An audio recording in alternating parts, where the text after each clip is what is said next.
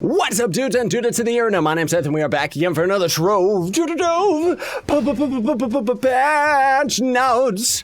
Hi, how y'all doing? I hope you're doing fantastically wonderful, and I hope this video makes that day even better, everybody. There are a couple things in this patch that are not really the greatest, but there's actually a couple things in this patch that are fantastic. So we'll get into those in a minute, but before we do, I just gotta say, today is about passing information, no prizes, no nothing like that, but I still humbly request you to support me by hadoukening the like button for me. It very much helps me out. And without further ado, the HUD has gotten some love, even though nobody asked for it. They've changed the HUD around very slightly. They've also added a bunch of old buttons that nobody really wanted, but of course it's better for new players. Yes, I will say that, but overall I still really don't like the HUD direction that they always go in this game. This HUD is definitely better than the last HUD we had, but the fact of the matter is that it's just like so all over the place. Like they have shift back on the, well, not back on, they have shift on the hotbar. They also have going to the hub world once again. So overall the bar at the bottom of the screen is a little bit wider.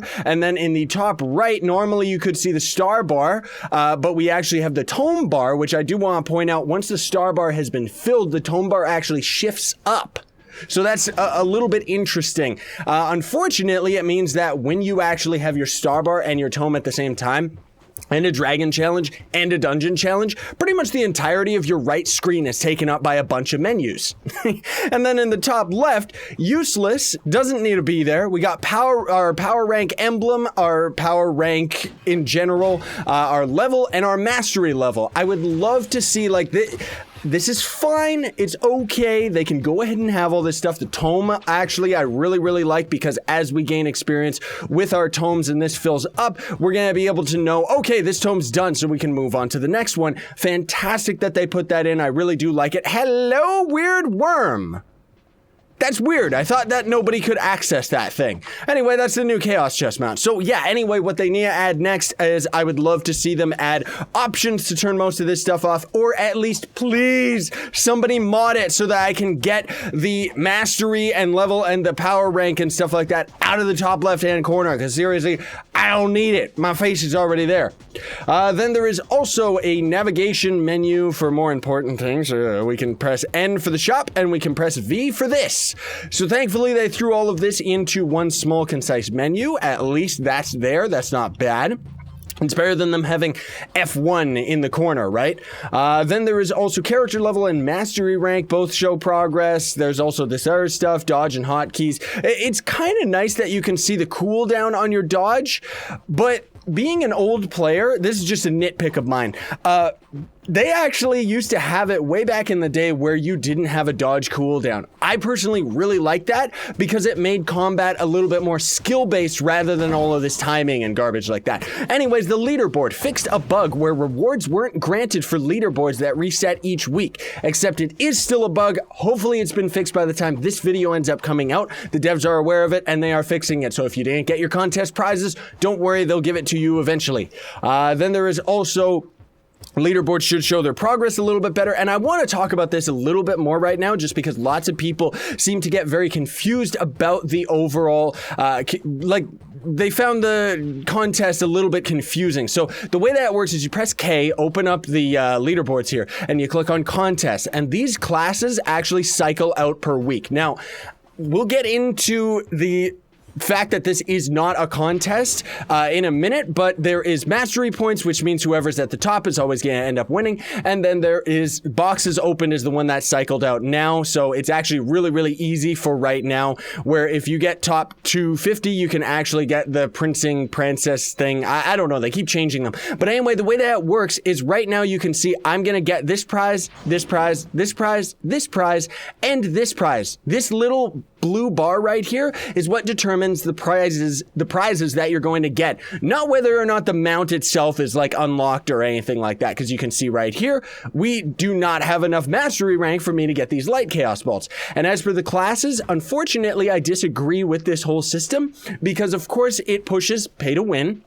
So pay-to-win players are actually going to be at the top.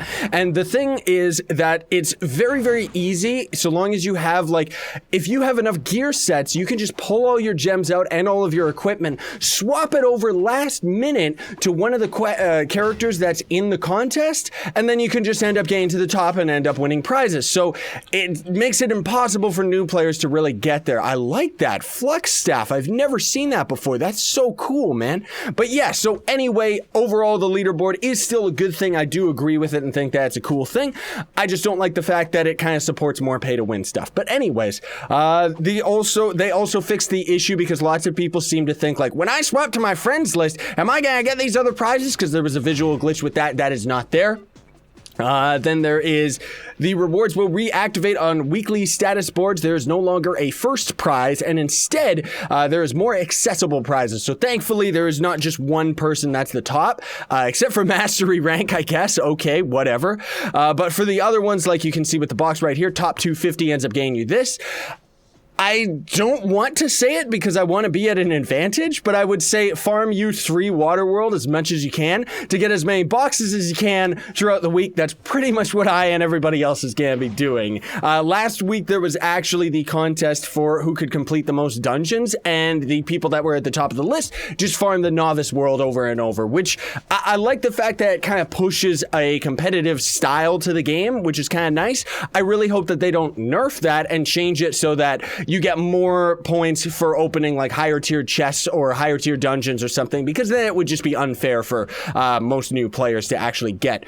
Then there is the battle arena map rotation. They swapped out a couple of the arenas from the hub and changed it to a couple of the other newer ones, which that's okay. Then there is a couple maps that have been swapped out. Yeah, gem boxes. This is what I told you all about. The gem boxes from Adventure Worlds now have a karma bar, and I was able to actually get myself a couple replacement stellar gems specifically because of this. So if you saved all your boxes, you're a-okay. Also, empowered gems give a lot more dust when you actually deconstruct them. So rip me, because I deconned all of mine before this patch ended up taking place. But for certain people like Crichton, you know, he actually saved all of them and he got like 9,000 dust like day one. So very, very cool. Increase the dust values when looting collected and powered boxes. Oh, never mind. That's already it. Free dust boxes from the store can no longer be placed in the loot collector. It seems like everything that they add to the game has to be specifically coded to not be loot collected. You'd think they would have caught on by now. Class updates. Pirate Captain. Pretend pirate no longer causes block damage after it explodes. The pirate captain's artillery cannons now deal the same damage as regular first mate cannons. I don't know what that means. Neon Ninja's class gem, it has increased in damage. It is back to normal. There was actually a bug going around last week where he was super duper weak. And although it's only a little bit of a step up, the Neon Ninja is still very, very playable and very, very powerful if you end up getting them to the end game. Then there's miscellaneous fixes and updates. I actually really like the way that they've organized the new patch notes. Link in the description for all of this so you can see it yourself, because now they actually have in this miscellaneous section, contents of the chaos chests have been shuffled. Grab the fancy new magic cat or carpeta pillar. Okay, but yeah, so either way, they've changed it so that that is included down in miscellaneous, which I think is better than being a highlight, because who cares? Randomly, this one's really, really sick. Monsters throughout the world will spawn larger and special powers and will drop loot as though they were a dungeon chest. Now, these enemies are very, very cool. Here's a thing that not many people, myself included, ended up noticing. In the elemental worlds, there's no invaders. Yeah, that's pretty much what these dudes replaced right there, except they can spawn, like, you'll just randomly be adventuring and you can find one out in the world, you can find one out in a dungeon, either way. And their drop rate is actually better than dungeon chests right now. I really hope that's not a bug, because as it stands right now, they're kind of a rare enemy. You can still find them pretty easy if you're looking for them, but it's RNG, so random generation, that's what that means, because lots of people always ask. But the fact of the matter is, they pretty much have old drop rates before it was nerfed. So that means that the real reason that they ended up nerfing everything was so that they could introduce these new enemies and act like they had better drop rates than they do. The Doublemancer costume for the Chloromancer now has unique sounds. I don't have the costume. I don't know what they sound like. I hear it sounds like garbage. But then there is also Sky Realms will now respect which region you are in. I think what that means is the European and North American servers, although it doesn't really make that much of a difference in certain worlds. Added an option for lens distortion in video settings. I guess that would just be a little bit of blur. I don't know. I guess let's try that out. Let's see. Where is the video settings? Lens distortion, huh? Huh? I don't get it. What did that do? Is that supposed to be motion blur or something? I really don't get it. Oh, well, whatever. Just another setting I'll keep off. Then there is also preloaded some marketplace data so that it shouldn't take as long to open the marketplace and search for stuff. However, it means that it's going to have a little bit of a longer loading screen to log into the game, which we're all pretty used to at this point because in all honesty, the loading screen is insane. Like, seriously, it takes 50 years to get into a screen now. You can no longer loot collect class gem keys, shaper star keys, shaper stars, or 9th life boosters. That's a good one because I'm sure people got screwed. Fixed dragon badge tooltips to display critical hit correctly.